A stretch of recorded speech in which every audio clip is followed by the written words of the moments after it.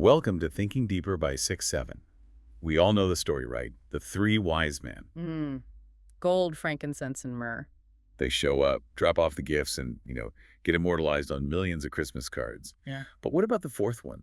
The one who missed the party? That's who we're talking about today. Yeah, today we are tracking the story of Artaban, a man who spent his entire life chasing a god he couldn't find, dogged by the skepticism of friends who told him he was chasing shadows.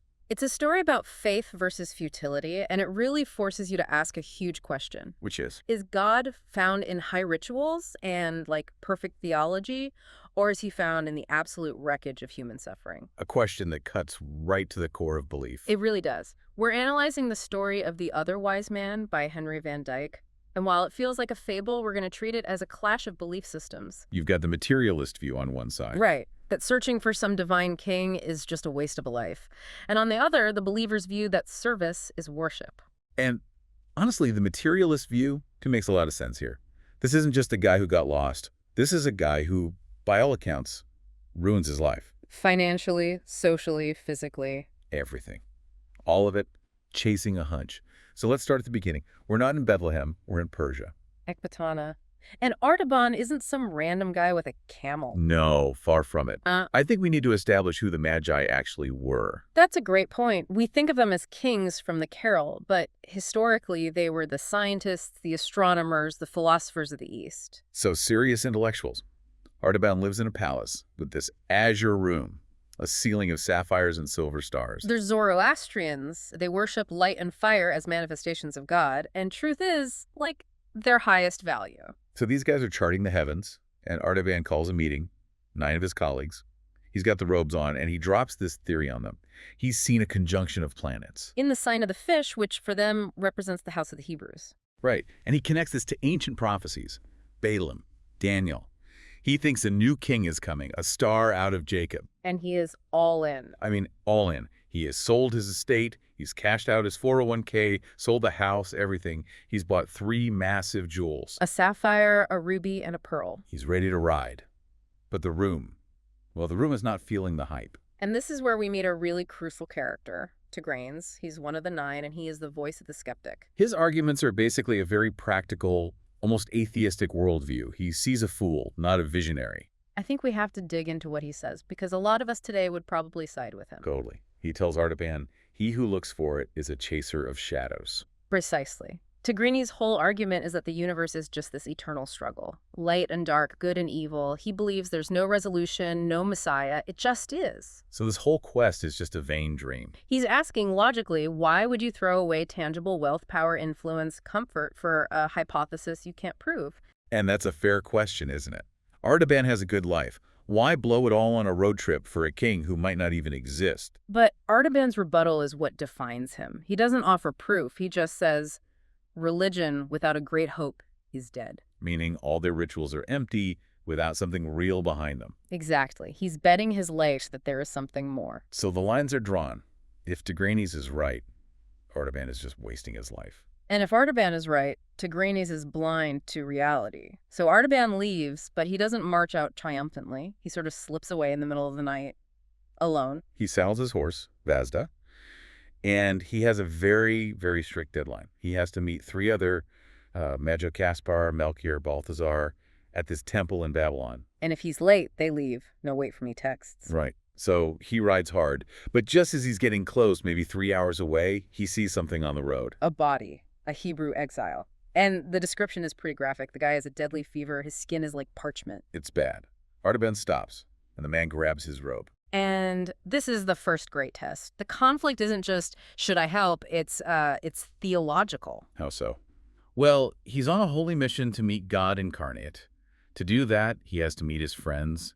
If he stops to play doctor, he misses the caravan, he misses the king. But wait, wouldn't God want him to stop?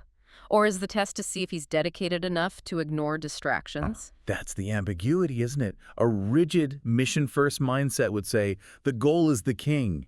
This man is a tragedy, but a distraction. Step over him. And Tigranes would say, the man's dying anyway. Don't throw your life away for a lost cause. Exactly. Artaban is torn. He prays for direction. Yeah. And he realizes he just can't leave a man to die, even if it costs him everything. So he stays. He brings water, mixes a medicine, and nurses the guy back to health. Which takes hours. By the time he's done, the sun is up. He rides like a maniac to the temple, but It's empty. he finds a note under a pile of bricks. We waited. We go to find the king.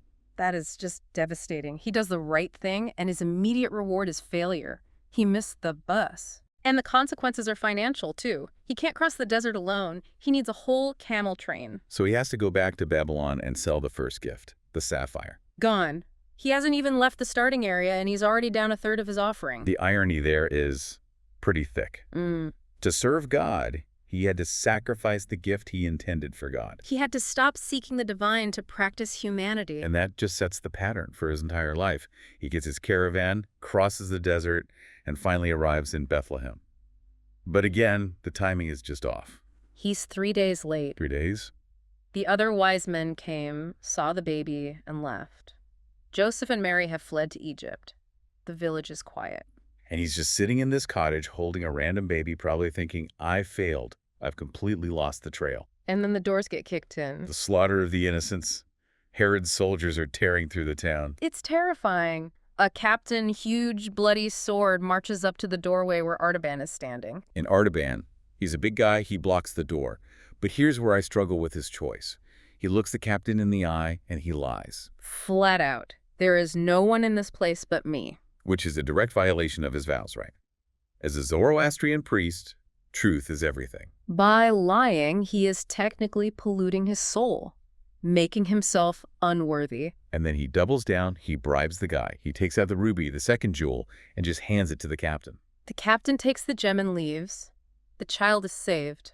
But Artaban collapses. He prays, I have said the thing that is not. I have spent for man that which was meant for God. See, that's the tension. Yeah. From our perspective, we're cheering, yay, you see the baby. But from his perspective, he just failed again.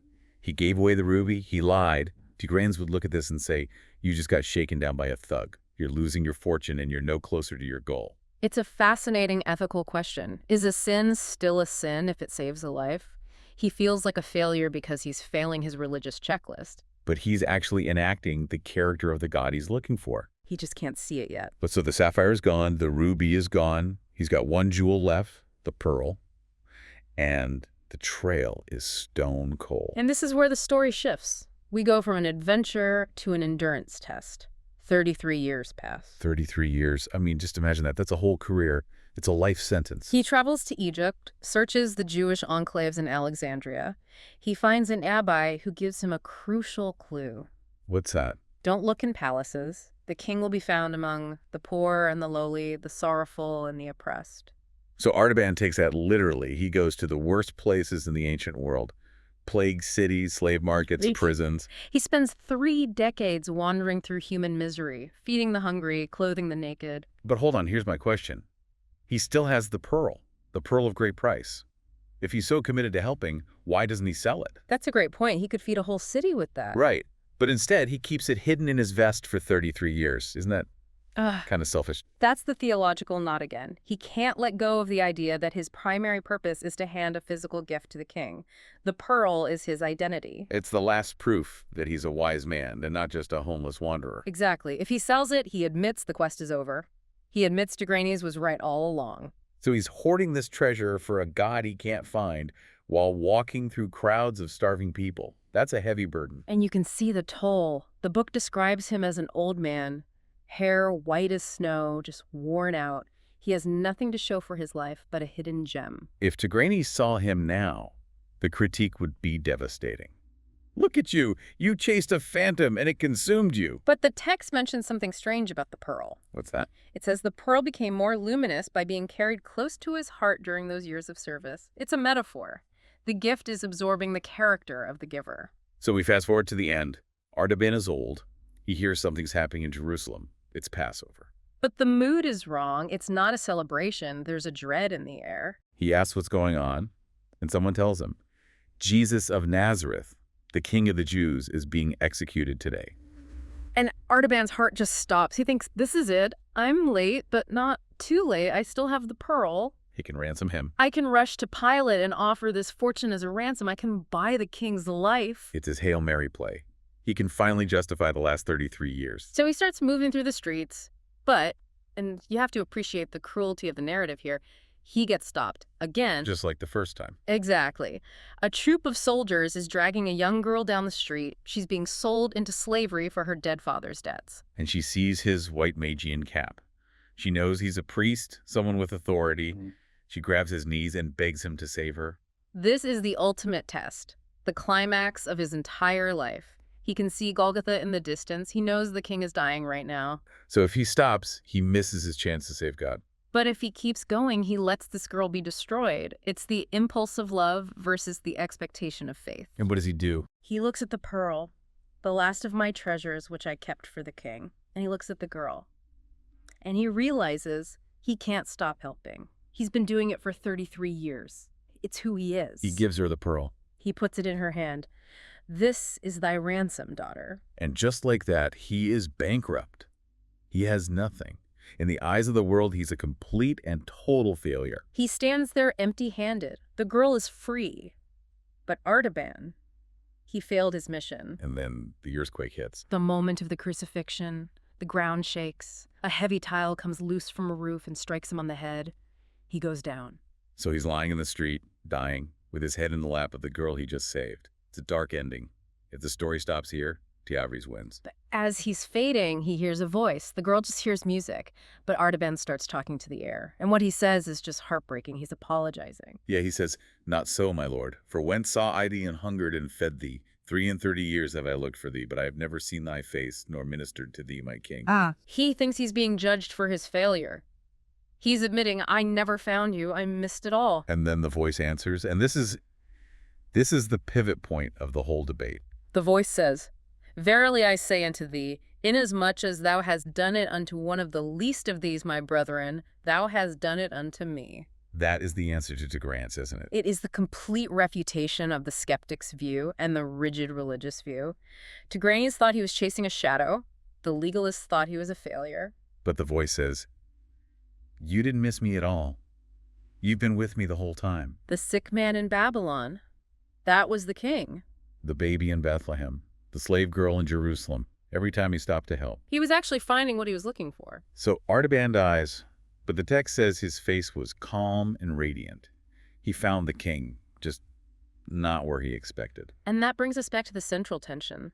Tigranes was right that the quest for a king on a throne was a shadow chase. Artaban never found that. But Artaban was right, that religion without a great hope is dead. Because that hope drove him to become a person of immense compassion. Exactly. The story suggests the debate isn't between God exists and God doesn't. It's between a God who wants your gold and a God who exists in the connection between people. If he had listened to the skeptic, he would have stayed in his palace and died wealthy but cold. And if he had been a better religious man and just stepped over that dying Hebrew, He would have arrived at the stable, dropped off a rock, and left. Ah. For footnote. Instead, he became the other wise man, not because he was smart enough to find the destination, but because he was wise enough to let his heart be broken by the interruptions along the way. That's a massive takeaway. We all hate interruptions. We see them as obstacles to our goals. But this story argues the interruptions are the goal, the need in front of you. That isn't keeping you from your life's work. That is your life's work. So here's the question we want to leave you with, and it's a tough one. Whether you're a believer, a skeptic, or somewhere in between. If you spent your whole life waiting for a sign from above, a big break, a divine voice, a moment of clarity, but you walked past the person right in front of you who needed help, would you be the true believer? Or would you be the one who actually missed the point of existence? Tigranes looked at the stars and saw cold math. Artaban looked at a dying man and saw the face of God. Something to think about the next time your plans get derailed. Thanks for listening to Thinking Deeper by 6-7. Until next time.